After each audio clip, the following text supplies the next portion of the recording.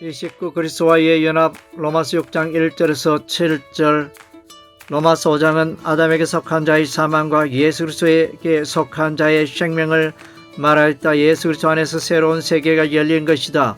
그리스도의 십자가의 구속의 사건을 믿음으로 말미암아 죄인이 어렵게 된다. 한편에서는 죄가 오히려 은혜를 누리게 한다고 하면서 죄에 가려고 하는 자들이 일어났다. 이들은 도덕 폐기론과 자유방임주의를 주장하는 자들이었다. 하나님의 은혜를 거스리고 육신의 욕망을 교묘하게 채우려는 자들이었다. 바울은 은혜를 다하게 하려고 죄에 거하는 것은 있을 수가 없는 일이라고 주장하였다. 그럴 수가 없는 일이라고 말하며 그것을 강하게 부정하고 있다. 6장은 성화의 삶을 말한다. 전반부에서는 죄에 거하는 삶을 강하게 부정하고 있다. 죄에서 떠나야 하는 이유는 신분적으로 의롭게 되었고 예수 그리스도와 함께 연합되었기 때문이다. 또한 예수 안에서 새로운 삶의 방향성을 가지게 되었는데 그것은 거룩의 삶이다. 예수 그리스도와 십자가에서 연합하여 죽었기 때문에 더 이상 죄에 대하여는 반응을 보이지 않고 살아야 한다. 아담에게 속한 옛사람은 죄에게 종노릇하였으나 그리스도에게 속한 새 사람은 의에게 종노릇하며 살아야 한다. 그리스도인은 십자가에서 새 생명을 소유하였는데 이는 이전의 삶의 연속성을 말하는 것이 아니고 전혀 새로운 피조물로서의 삶을 말한다. 그래서 십자가 세례의 사건을 말하며 죽음과 부활을 말하고 있다. 우리가 예수 그리스도와 함께 십자가에 못 박히는 사건은 영적인 사건이다.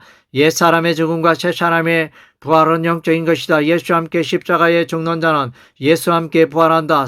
4절에서 아버지의 영광으로 말미암아 그리스도를 죽은 자 가운데서 살리신 것 같이 우리로 또한 새 생명 가운데서 행하게 하려 함이라 라고 말하는데 이는 새 생명을 가지는 것은 곧 영적인 부활의 사건임을 말하는 것이다. 5절에서 만일 우리가 그의 죽으심과 같은 모양으로 연합한 자가 되었으면 또한 그의 부활과 같은 모양으로 연합한 자도 되리라고 말하는데 여기서 죽음과 부활을 연결시키고 있다. 여기서 부활에 참여하는 것은 미래 시제로 되어 있다. 만일 그리스도의 십자가의 죽음에 연합한 자라면 마땅히 그리스도의 부활에 참여하게 된다. 이것은 구원론적으로 십자가에서 그리스도와 연합하는 자는 마땅히 미래의 부활에 참여한다는 선언이다.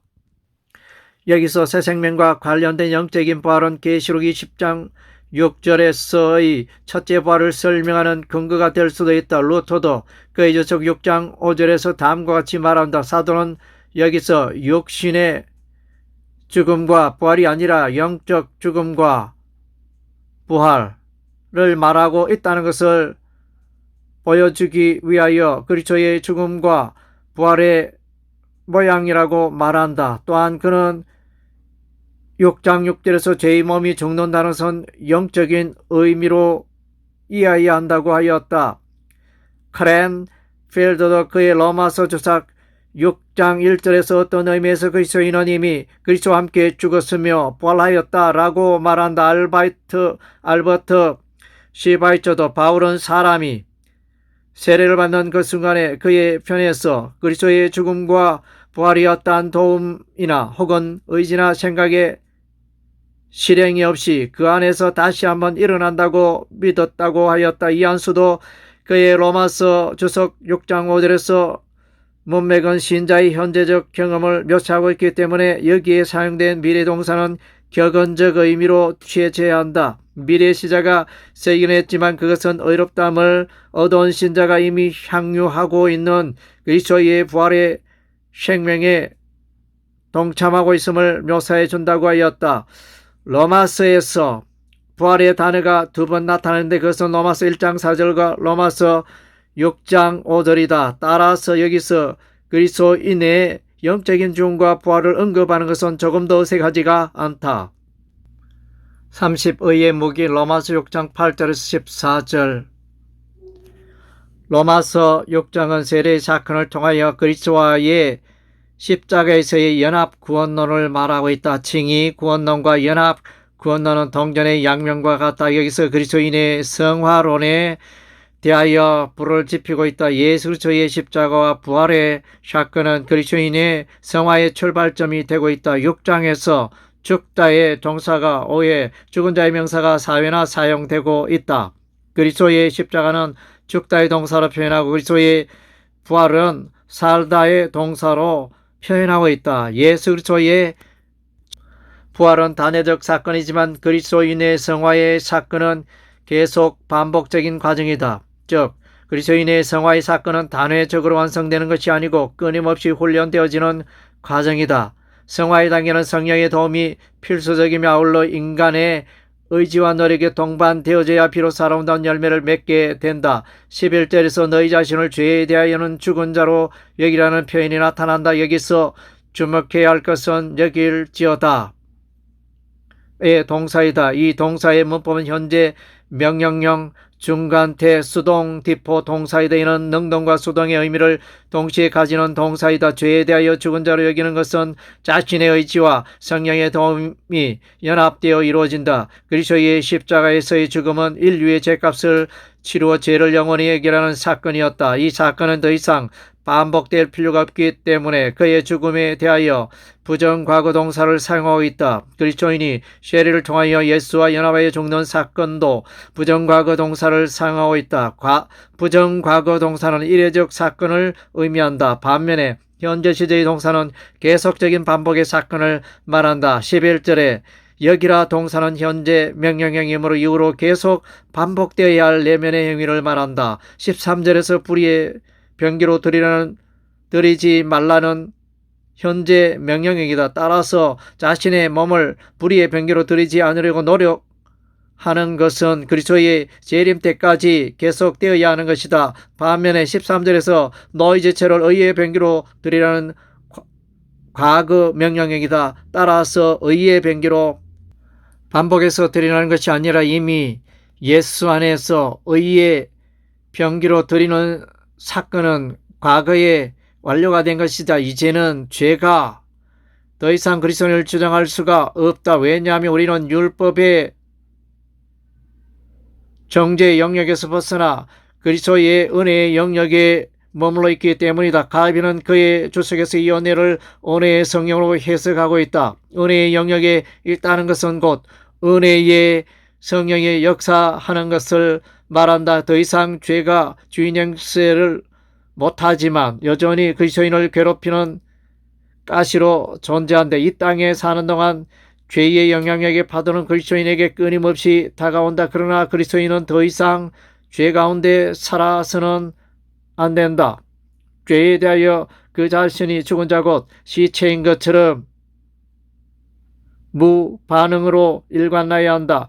6장에서 죄의 명사가 15회나 반복하여 사용되고 있다. 또한 부정의 뜻을 가진 헬라어 부사 우케티, 메데, 우 등이 사용되어 죄에 대한 강력한 금지를 개수하여 말하고 있다.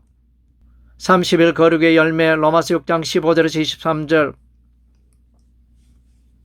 로마서 6장은 성화의 삶을 말한다. 너희 지체를 불의의 무기로 드리지 말고 의의 무기로 드리라고 하나님께서는 우리에게 명령한다. 또한 하나님에 대하여 불순종의 종으로 살지 말고 순종의 종으로 살기를 부탁한다. 이는 곧 죄의 종이 아니라 의의 종으로 들어지는 삶을 말한다. 그리스도인의 성화가 구원에 이르게 하는 것은 하지만 성화는 구원받은 자의 삶 가운데 필체적으로 나타난다. 혹자는 이에 대하여 성화는 구원의 본질적인 요소라고 말하기도 한다. 성화의 삶에 있어서 성령의 도심은 필수적이다. 로마서 7장은 자신의 힘으로 성화의 삶에 도전하지만 실패하고 갈등하는 그리스도의 모습을 그리고 있다. 그래서 로마서 8장은 그리스도의 힘으로 부족한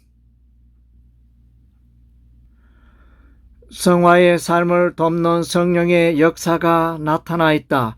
그러나 로마서 6장에서는 성화의 삶에 있어 그리스도인의 책임과 능동성을 강조하고 있다. 15절에 죄를 짓다의 동사는 능동형이다.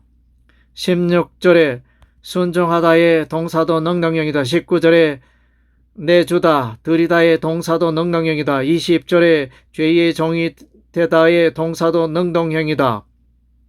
21절에 열매를 얻다의 동사도 능동형이다. 22절에 거룩함의 열매를 얻다의 동사도 능동형이다. 이처럼 로마서 6장 후반부에서 생활을 말하면서 그리스도인의 의지적 행동을 강조하는 능동형 동사로 가득하다.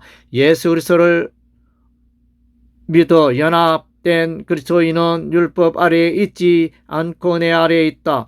따라서 그리스도인은 습관적으로 지속적으로 죄를 짓는 일은 있어서는 안 된다. 만약 그러한 그리스도인이 있다면 그는 처음부터 분명한 회심이 그의 삶 속에 없었다고 의심할 수밖에 없다. 그리스도인에게 성화를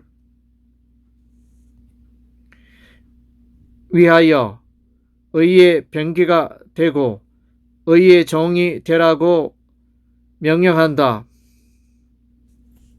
케네스도 위스턴은 종의 다음과 같이 정의한다. 첫째로, 종은 타인의 의지에 자신의 뜻이 매몰되어 버린 자이다. 둘째로, 종은 죽음으로서만 풀려날 수 있는 타인의 강력한 속박 아래 있는 사람이다. 셋째로, 자신의 얘기는 무관심하면서 타인을 섬기는 자이다. 의의 종이라는 것은 하나님의 의에 대한 거룩한 부르심에 매여 정하지 않고 무조건 순종하면서 나아가는 자를 말한다. 그리스도인은 의의 종으로 계속하여 떨어질 때 거룩의 열매를 맺게 되며 영생에 참여한다. 그리스도인의 성화의 결과로 영생을 얻는 것은 아니다. 영생은 예수를 믿음으로 모든 그리스도인이 이미 소유한 것이다. 거룩의 열매를 맺는 일은 주님이 다시 오실 때까지 지속적으로 이루어져야 한다. 그래서 22절에 거룩의 열매를 얻다. 동사는 계속적인 진행을 나타내는 현재 시제이다. 반면에 22절에서 죄의 종에서 해방되는 것과 하나님의 종이 되는 것은 수동태 동사로 되어 있다. 죄의 종에서 벗어나 의의 종이 되게 하신 분은 하나님이시다. 그리스도인은 날마다 의의 종으로 사는 일에 힘써야 한다. 그리스도인은 육신이 연약하여 죄 가운데 빠질 수 있는 가능성은 항상 열려있다. 그리스도인은 영생을 얻었으며 영생의 길로 나아가고 있다. 모든 그리스도인이 죄의 유혹을 뿌리치고 거룩의 열매를 맺는 것은 마땅한 삶이다.